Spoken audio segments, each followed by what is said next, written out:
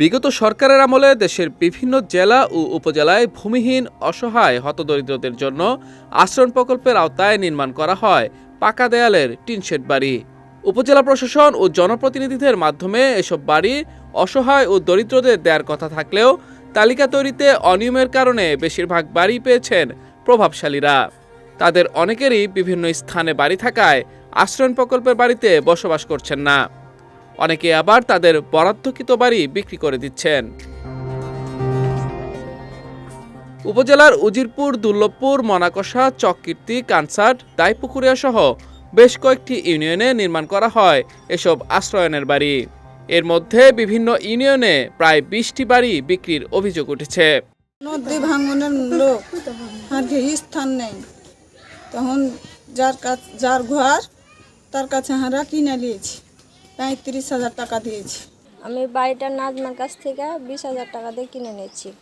আমার স্বামীটাও অসহায়, জমি কিছুই নাই, বাড়িঘর, তার জন্য আমরা কিনে নিয়েছি 20,000 টাকা দিয়ে। 2 বছর পার হয়েছে, আমাদের নামে নাই। আমাদের নামে যদি জমিটা হয়ে যায় তাহলে আমরা বসবাস করতে পারবো। আল্লাহর এটা আমরা বাড়িটা কিনে নিয়েছি, আমরা কোরবানি ঈদের পর বসবাস করছি। বাড়িটা আমাদের নামে হয়নি, এখানে কাগজপত্র দিয়ে দিয়েছি। জি, যদি জমিটা আমরা কিনে নিয়েছি, যদি হয় আমাদের নামে তাহলে ভালো হয়। এদিকে আশ্রয়ন প্রকল্পের বাড়ি বিক্রি রোধে ব্যবস্থা নেওয়ার দাবি জানিয়েছেন প্রকল্পে বসবাসরত বাসিন্দারা। কিছু কিছু মানুষ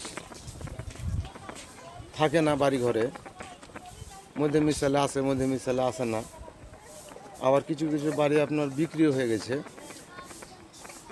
এরা এখন বসবাস করছে। যারা কিনে নিয়েছে তারাও অসহায়, এবং যারা বাড়িগুলো আপনার বিক্রি করেছে তাদের হালকা পাতলা একটু জায়গা, হয়তো জায়গা জমি ছিল, তারা লোভে পড়ে হোক বা অভাবে পড়ে হোক আসছিল, এসে এখানে তারা বাড়িগুলো বিক্রি করে দিয়ে এখন তারা চলে গেছে তাদের অবস্থান অনুযায়ী।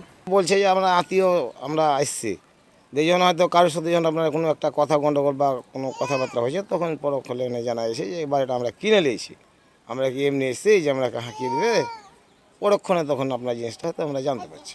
এই জায়গায় যে আসে এরকম সেটাও না, আপনার অনেক জায়গায় আপনার হাতে রাস্তার ধারি ফের আপনার বসবাস করছে, যে আপনি হয়তো ওখানে আগে মাথা লুকা জায়গাখানে ছিল, ওখানে থেকে মানে যে হয়তো ময়াতে কি এখন কি লোভে এখন আপনার তারা এটা করছে, সেটা তারাই বলতে পারবে। অবৈধভাবে আশ্রয়ন প্রকল্পের বাড়ি বিক্রি করা হলে দ্রুত আইনগত ব্যবস্থা নেওয়া হবে বলে জানান উপজেলা নির্বাহী কর্মকর্তা। যে বিভিন্ন ঘরগুলো বরাদ্দ দেওয়া হয়েছে, সেই বরাদ্দকৃত ঘরে সকলেই বাস করছেন, আমরা এ পর্যন্ত এটাই জানি। তবে আমরা যদি জানতে পারি যে তাদের এই জমিগুলো বা ঘরগুলো তারা অন্যত্র বিক্রি করে দিয়েছেন, তাহলে সেটার বিরুদ্ধে ব্যবস্থা গ্রহণ করা হবে এবং তাদের বন্দোবস্ত বাতিল করে যদি নতুন কোনো যোগ্য ব্যক্তি থাকেন তাহলে তাকে এটি বন্দোবস্ত দেওয়ার জন্য আমরা ব্যবস্থা গ্রহণ করতে পারব। এবং আমরা যদি জানতে পারি যে তারা এই ধরনের বিক্রয় করেছেন, আসলে এই ধরনের বিক্রয় আসলে সহজ বা সম্ভব নয়, কারণ এটি খতিয়ানে এবং দলিলে উভয় জায়গায় লিখে দেওয়া থাকে যে এটি মূলত বিক্রয়ের জন্য নয়। সুতরাং এটি আনুষ্ঠানিকভাবে বা অফিসিয়ালি এটি আসলে বিক্রয় সম্ভব নয়। যারা কিনছেন তারা অবৈধভাবে এবং কোনো রকম পেপারস ছাড়াই তারা এগুলো কিনছেন।